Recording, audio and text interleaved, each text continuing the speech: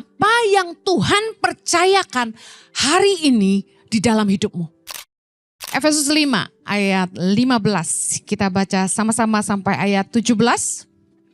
3, 2, 1. Karena itu perhatikanlah dengan saksama bagaimana kamu hidup.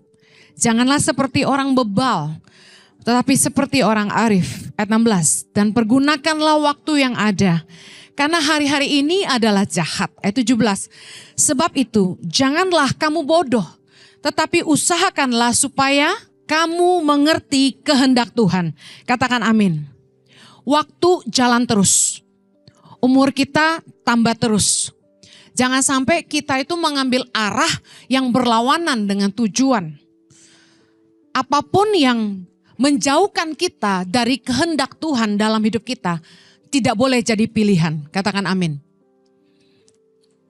Kalau Anda mau terbang ke Surabaya dari Jakarta, Anda jangan transit di Bandung. Gak nyambung. Kalau Anda mau ke Makassar dari Jakarta, jangan transit di Medan. Anda paham maksud saya? Seringkali banyak orang tuh gak ngerti kehendak Tuhan dalam hidupnya. Dan sekalipun mereka ngerti, mereka ngambil putusan yang muter-muter. Ngambil jalan yang kemana-mana gitu loh. Sejak saya ngerti kehendak Tuhan dalam hidup saya, bahwa Tuhan mau saya mengeluarkan orang dari kemiskinan. Banyak tawaran yang datang dalam hidup saya, tidak ada pun yang saya iakan. Yang tidak berhubungan dengan kehendak Tuhan dalam hidup saya. Nah, masalahnya banyak orang gak bisa mengenali kehendak Tuhan dalam hidupnya. Nah, mari saya ingin ajak saudara hari ini melihat. Coba lihat kekuatan dan passion yang Tuhan tanam dalam hidupmu. Apa yang Tuhan percayakan hari ini di dalam hidupmu. Karena gini, kalau saya mencari orang yang bekerja kepada saya untuk memasak, saya akan memperlengkapi dia dengan berbagai peralatan dan kebutuhan yang bisa menolong dia untuk masak dengan baik. Setuju?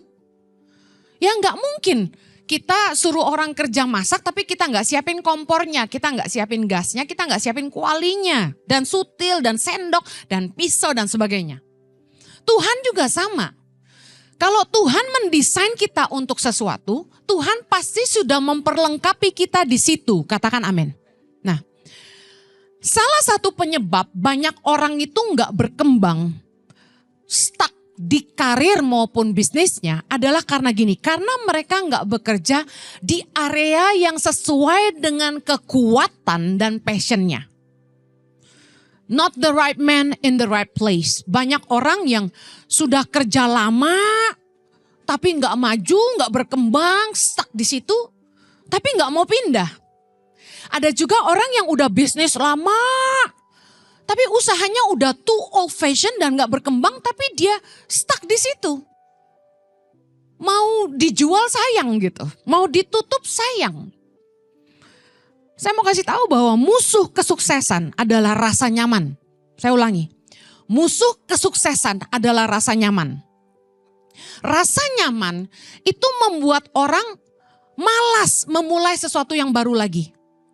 Rasa nyaman membuat orang itu enggan untuk mencoba sesuatu yang baru, dan yang parah gini, gak mau ambil resiko dan tantangan yang baru. Waktu saya sama Pastor Jojo dipanggil Tuhan untuk tinggal di Indonesia, saya kasih tahu segala sesuatunya baru. Buat kami gak paham dan gak pernah ngerjain yang namanya pelayanan nolong orang miskin. Kalau merintis gereja kita udah pernah. Tapi kalau memulai sebuah pelayanan menolong orang miskin itu benar-benar something new. Dan setelah membangun hidup kami di Australia 10 tahun, kita udah oke banget di sana. Memulai lagi hidup di Indonesia tuh berat sekali. Tapi kami bersyukur kami taat sama Tuhan dan karena kemurahan Tuhan. Amin.